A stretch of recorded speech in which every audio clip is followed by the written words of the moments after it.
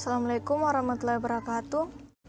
Perkenalkan, nama saya Sri Ayu Tandirapak dengan NIM L031181333 dari Prodi Budidaya Perairan.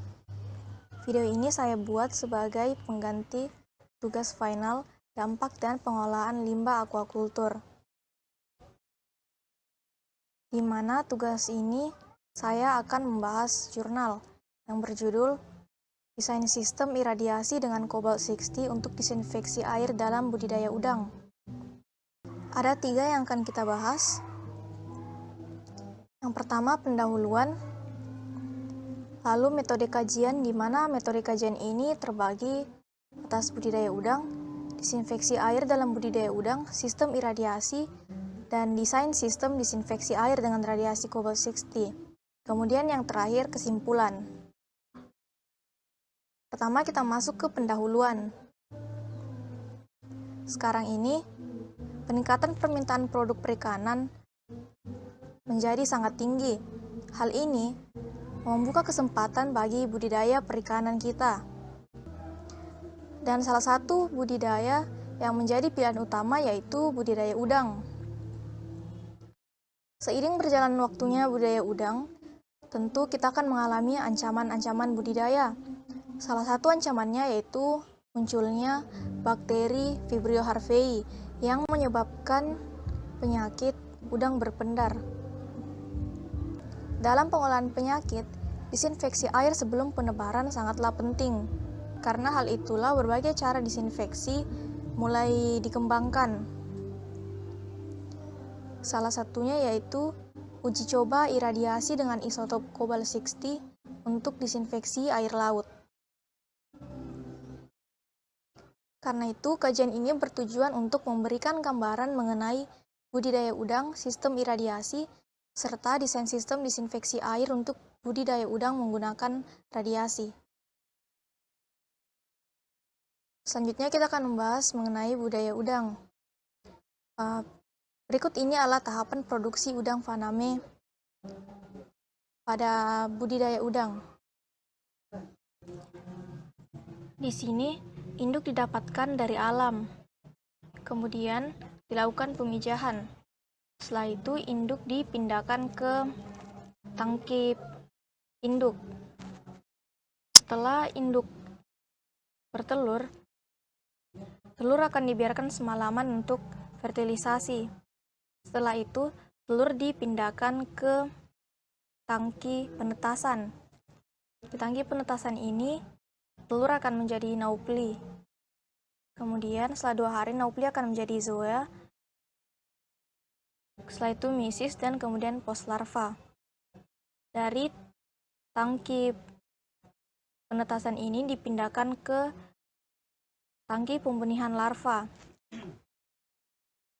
Dari tangki pembenihan larva itu dibagi ke 2, tergantung dari budidaya ekstensif atau intensif.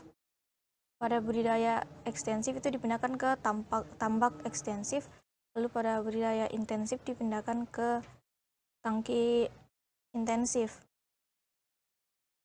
Pada budidaya ekstensif akan dipanen saat berukuran 11-20 gram, lalu pada intensif 15-25 gram.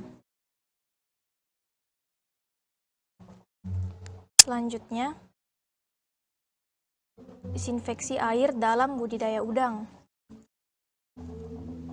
Metode yang paling umum digunakan untuk disinfeksi air dalam budidaya udang diantaranya adalah iradiasi ultraviolet serta penggunaan bahan kimia klorin.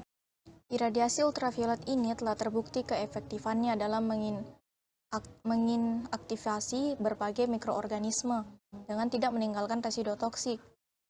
Tetapi, beberapa bakteri hanya diinaktivasi sementara sehingga membutuhkan dosis yang tepat. Klorinasi sendiri dapat mematikan organisme atau vektor pada air dalam budidaya perikanan. Tapi, klorinasi ini juga beracun bagi pekerja, sehingga dosis yang digunakan harus dalam jumlah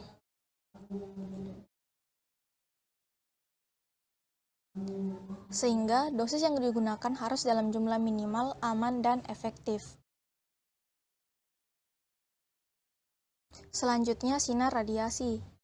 Setelah permasalahan lingkungan mengenai limbah dari budidaya perairan mulai menjadi bahan pembahasan, sehingga mulai dikembangkan cara disinfeksi di mana limbah pengeluaran aquaculture itu dapat diminimalkan atau dapat kembali menjadi zero. Sinar radiasi adalah salah satu pengembangannya, tapi masih banyak yang menentang penggunaan sinar radiasi. Jadi sinar radiasi ini itu seperti iradiasi gamma. Iradiasi gamma menjadi alternatif metode disinfeksi dan mampu meningkatkan kualitas air, yaitu mereduksi konstituen kimia seperti biochemical oxygen demand (BOD), chemical oxygen demand (COD), dan total organic carbon (TOC) secara sekaligus. Jika energi iradiasi sinar gamma mengenai koloni bakteri, kemungkinan yang terjadi adalah bakteri tersebut mati, tidak aktif, atau akan terhambat pertumbuhannya. Di sini sangat sesuai dengan permasalahan penyakit bakteri Vibrio yang dapat mematikan atau menginaktivasi atau menghambat pertumbuhan dari bakteri. Selanjutnya, desain sistem disinfeksi air dengan radiasi cobalt-60. Secara prinsip, disinfeksi air dilakukan dengan satu atau beberapa kombinasi seperti dari filter air kimiawi maupun fisik, lalu perlakuan membunuh vektor atau carrier penyakit, penyimpanan air higienis, dan pertukaran air zero ataupun rendah dengan menggunakan aerasi dan resirkulasi air.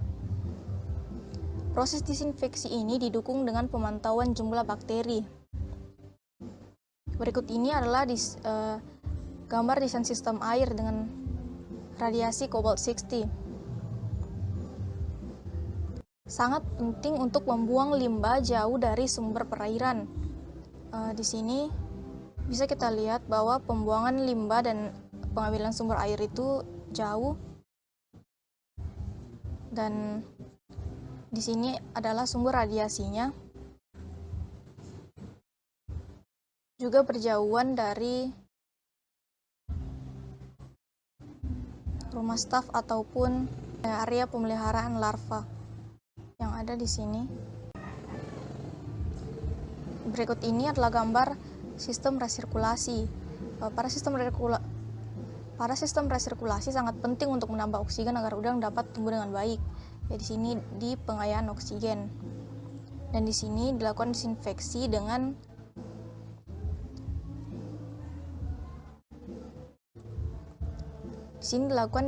dengan radiasi cobalt-60 tadi.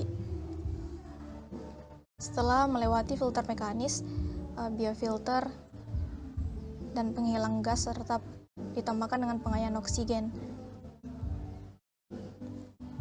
Jadi kesimpulannya bahwa sumber radiasi cobalt-60 dapat digunakan untuk disinfeksi air pada budidaya udang, baik pada hatchery maupun pada tambak.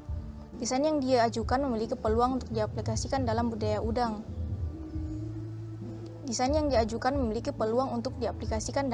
udang. Serta dapat dilakukan pengembangan untuk meningkatkan efisiensi pemanfaatan sumber radiasi serta keamanan dan keselamatan pekerja. Itu tadi pembahasan saya disinfeksi dengan radiasi cobalt-60. Terima kasih. Wassalamualaikum warahmatullahi wabarakatuh.